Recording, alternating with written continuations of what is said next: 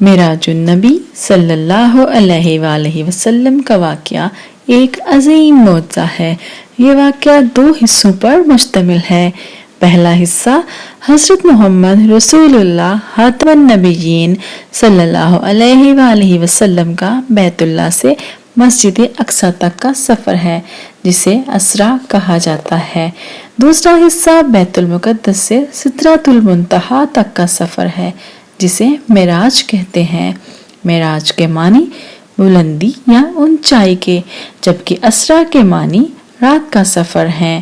ارشاد ربانی ہے، ترجمہ: پاک ہے وہ ذات جس نے ایک ہی رات میں اپنے بندے کو مسجد الحرام سے مسجد اقصی تک، جس کے ارد گرد ہم نے برکتیں رکھی ہیں، کی سیر کرائی تاکہ ہم اسے اپنی نشانیاں دکھائیں۔ بے شک وہ سننے والا، دیکھنے والا ہے۔